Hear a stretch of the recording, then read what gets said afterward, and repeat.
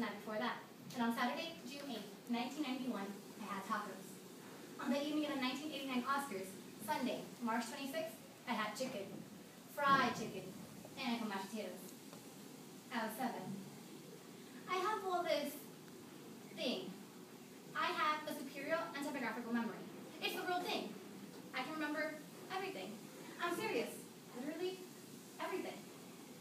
And yes, this does mean I'm capable of winning every trivia contest, acing every history exam, and you never want to fight with me because I'm capable of bringing events you probably don't even recollect.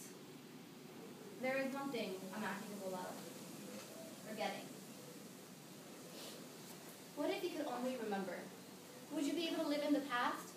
No, would you be able to live in the present or be haunted by the past? Forgive and forget, by Bridget Sheaf.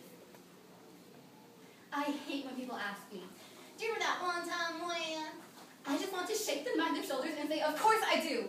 Why would you even ask? But of course, there is the other way too. I remember with things like hugely monumental events, and other times, people don't even know what I'm talking about.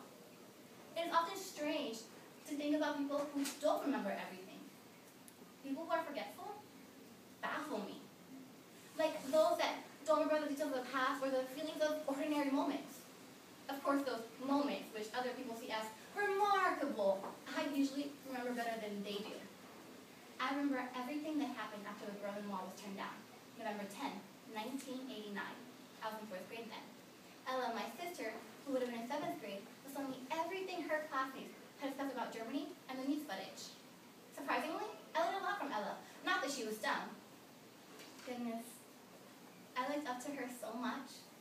She was so brave and wise. And I was always shy. In fact, I spent most of my elementary years hiding. Ella would never hide. She would stand face to face with whatever was ahead and stare it down. Ella was never the prettiest girl in her class. I thought she was beautiful, but she was bullied relentlessly at school. There was this one boy, Max, who was absolutely awful to her. I remember Ella crying in her room after the things he said to her. I remember them all. Every insult rings in my head, stored in the file of my 4th grade year. It didn't even happen to me, but I never tried to help. I would hide. I would flee to refuge far away. The taunts would begin. Ella would put on a brave face and try to ignore them. One day, December 2nd, I was hiding under the slide when Max came outside. Ella and her friends stood huddled with small lunch.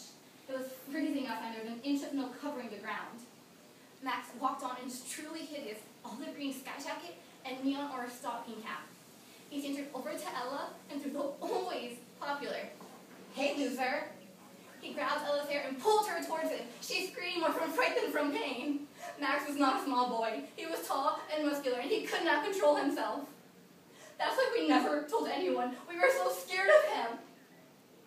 I put my mittened hands over my eyes, and I didn't watch. I heard him say, "Don't none of you move, or I'll pull her hair out." Thursday, April 13th. Ella walks into the school bathroom with me before the bell rings. As I'm washing my hands, Ella opens the door and shuts it. "Susie, I need you to be a good girl and walk yourself to class, okay?" I peek out the door and catch a glimpse of Max's face. I can't move. "Susan, listen to me. Go to class." When I walk out, Max is standing right there, waiting for Ella. I run away. I peek over my shoulder, and I see Max walk into the girls' bathroom. After school, Ella picked me up, her head down. I held her hand as we walked home. Neither of us mentioned her fat lip or her black eye. I cried silently the whole way home. The next day, Max was given a 1-week suspension from school. Apparently, one of the janitors had seen him walk into the girls' bathroom and had seen Ella run out, looking like that. Max stayed away from Ella after that incident. There were so many days, so many times I stood by and did nothing. Or worse, ran away. If I were to bring up these events with Ella today, she would just laugh it off. "Susan, She remembers, of course, but Max and his bullying don't seem as important to her anymore. She moved on. She went on to high school and college. She got married, and she had a son. Ella doesn't like to think about the past, and I try not to. It's hard, but sometimes I can prevent myself from thinking about things from the past. These memories don't have to haunt me, but there are times when the ghosts of the past follow me around. During these times, I can't focus on anything else. August 30th, this year, I was supposed to be interviewing applicants for the accounting position in the office.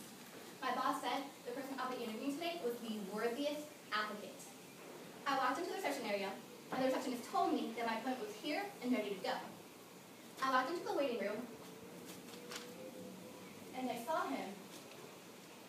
Max. I recognized him instantly. Suddenly, every memory I ever had of him came flooding into my head. Every wild thing he said, every cool act. For 30 seconds, I stood there as he smiled and approached me. For those few seconds, I saw every day he tortured my sister. I saw the date, what we had for lunch, what Ella wore, and where I would hide. As he held out his hand and said, "Max Cross, very nice to meet you," I realized he didn't know who I was.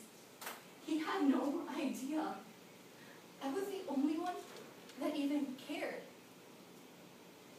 I was the only one.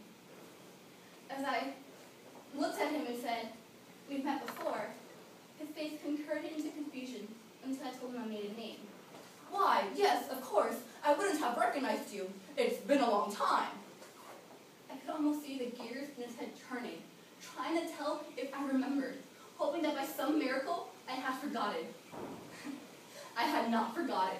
It absorbed really how much hate I had for this man, and I wasn't even the one he tortured. You know, people say, forgive and forget. But if you can't forget, can you truly ever forgive? If I can still see his face and hear his exact words, how can I just let it go? Time is obsolete. I can remember the day after my 10th birthday like it was yesterday and then easily move on to the last day of my sophomore year in college. And I can remember this man as clearly as I can remember my father or my mother or Ella. In a strange way, Max was important to me and to my story. He's in my brain, and as hard as I try, I can't erase him. After the interview, I wanted to shred his application. I never wanted to see or hear his name ever again. But of course, that would never be possible. It's my curse, really, because that moment, that feeling will always be preserved. You know, this thing, this remarkable brain function might be very useful, but it's also very maddening. It's maddening because it comes with a personal challenge to live every day with my undisputed full intention. There is no such thing as a wasted moment for me because I know that I am going to remember it. Every time I look back at this day, I want to be proud of how I handled it. So, I took him out to my boss. I let him decide.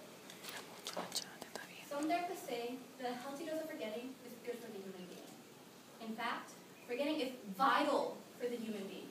It's hard to store all this knowledge about our lives and distinguish what's important and what's not. I can't forget. I can only remember. Maybe for me that's more important. Maybe that's my challenge.